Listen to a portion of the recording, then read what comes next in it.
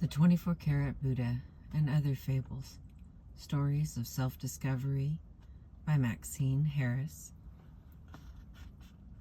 The publishing company is Sidran Institute Press from Baltimore, Maryland. The Diver.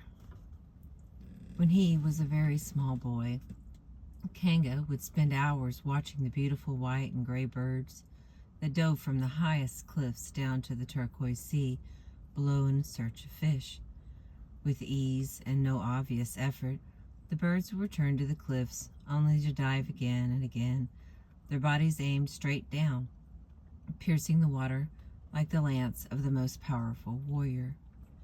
If only I were a bird, Kanga thought, I would spend my days diving and flying through the air.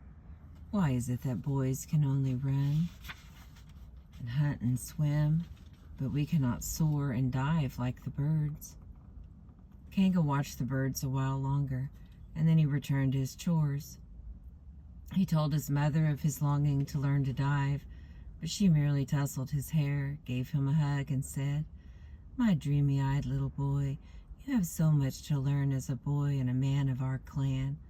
Leave the diving to the birds, and come help me in my garden." But Kanga would often return to the cliffs and spend hours watching the diving birds. He studied their wings and the way they tucked their heads into their feathers and how they caught the currents of the wind. And Kanga made a promise to himself that one day he too would dive from the highest cliffs. As he got older, Kanga became interested in many things. He hunted with his father and his brothers, and he learned the rituals of his clan. He spoke with the elders and came to understand the stories of his people, but he never forgot his desire to soar like the birds.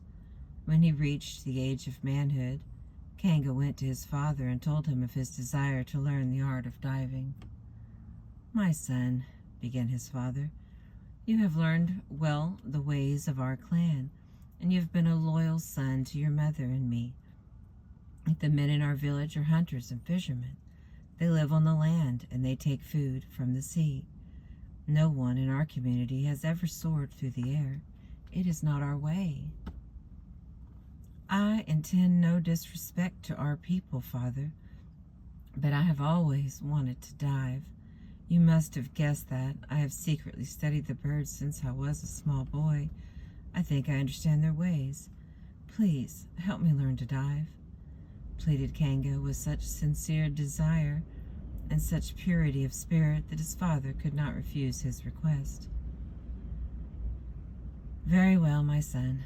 I see that your desire comes from the heart, but I cannot teach you what you seek.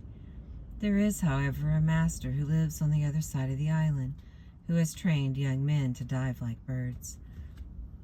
I will send you to him and ask him to take you on as a pupil. But you must promise me that after 2 years, even if you have not learned to dive, you will return home and be satisfied to take your place as a member of our village." Kanga was so thrilled at his father's generous offer that he wept and threw his arms around his father's neck with gratitude. "Thank you, Father. I will not disappoint you. I will be the best and most devoted student the master has ever seen. I will return to you in 2 years' time, ready to take my place among the other young men of our village." And with those words, Kanga ran to his hut to prepare the few things he would need for his journey to the other side of the island. When he arrived at the home of the diving master, Kanga was filled with excitement and anticipation. At last he was going to fulfill his dream and learn to dive like the great birds that soared above the cliffs. "Most revered master," he began, "I am Kanga from the other side of the island, and I am here to learn how to dive. I will do as you request, and I will work harder than all the other pupils, if only you will teach me to dive like the birds. My father has granted me 2 years' leave from the responsibilities of our clan, so please tell me what I must do." "First," intoned the master, "you must slow down. You will never learn to dive if you are in such a hurry. Then you must do everything that I command. And finally, you must never attempt to dive until I say that you are ready. If you agree to my conditions, I will gladly take you on as one of my students." Kanga was so pleased to be accepted by the master that in the moment he paid little attention to the master's conditions. He only wanted to know when he might begin his training. "Why, you have already begun," exclaimed the master. "The first step in any training is possessing the desire to learn, and I can see, my young man, that you have desire in abundance. Now go and find a cot in the lodge with my other students, and we will begin your work tomorrow." For the next several months, Kanga did exactly as the master instructed. He watched the birds every day and made drawings of their wings and of the position of their bodies as they dove from the cliffs. He exercised and ran and swam, turning his body into a well-muscled instrument that would one day be ready to dive. Kanga and the other young men meditated nightly and learned to focus their attention, since the master preached that focus and discipline were as important for the diver as athletic skill. Kanga did all of these things, but never once did he dive from even the lowest of the great cliffs. One day, the master gathered his pupils together and informed them that the time had come for them to learn to dive. Kanga could hardly contain his excitement. At last, he would learn the skill that had been his greatest desire since the time of his boyhood. But before the master began the first diving lesson, he repeated his final command. "Remember, you must not dive from the high cliffs until I say that you are ready. Diving may be easy for the birds, but it is dangerous business for a man. Many have died by attempting to dive before they were ready. I will know when your time has come." For the next year, the pupils practiced diving from the rocks near the shore and from the low cliffs. Many of them became skilled divers, gliding into the water with the grace of the birds, but none of them was given the signal to dive from the high cliffs. Each time a pupil requested that the master allow him to dive, the master responded with the same: "You are not yet ready." Kanga waited until he was sure he had the necessary skill to dive from the high cliffs, and he asked, "Am I ready, master?" The master looked at him with some disappointment and replied, "Not yet, Kanga, but soon." Kanga continued to practice and study and meditate, and again he asked the master, "Am I ready, master?" And again the master responded, "Not yet, Kanga, but soon."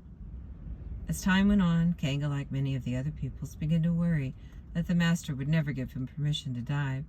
Some pupils even left the master and went back to their villages, convinced that the master would never believe they were ready to dive from the high cliffs. More months passed, and Kanga was almost at the end of the 2 years his father had given him to pursue his dream.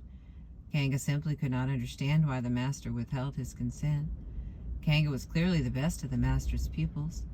His body was strong and his focus was sharp. He knew the bird's movements so well that sometimes he was falling asleep.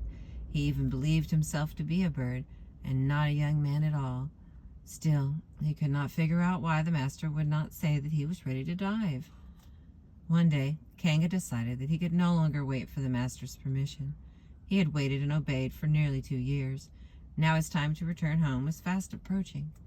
He knew that he was ready to dive, even if the master did not.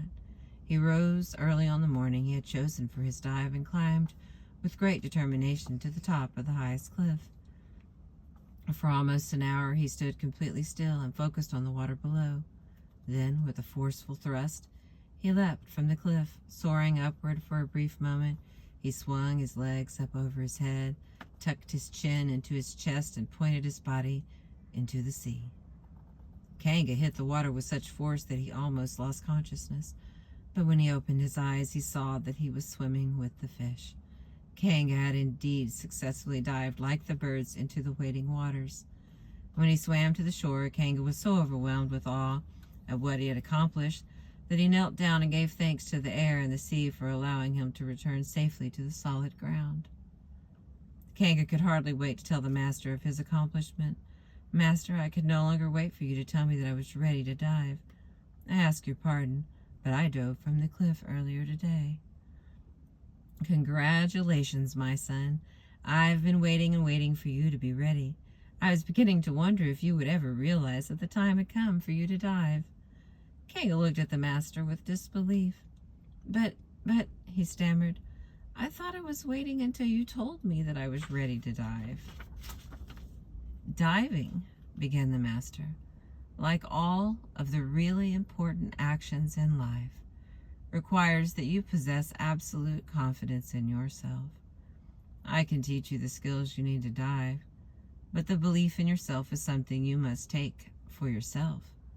No one can give it to you, even a wise master like me. And with a wink and a smile, the master returned to his other pupils.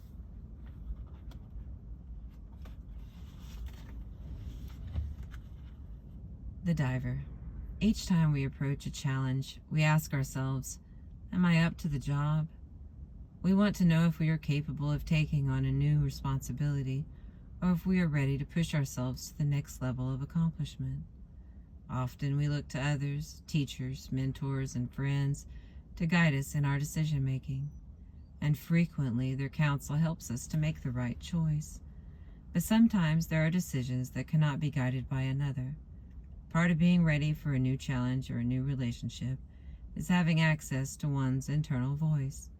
We know that we are ready not because someone else tells us that we are, but because we know it intuitively and have come to trust our intuitions.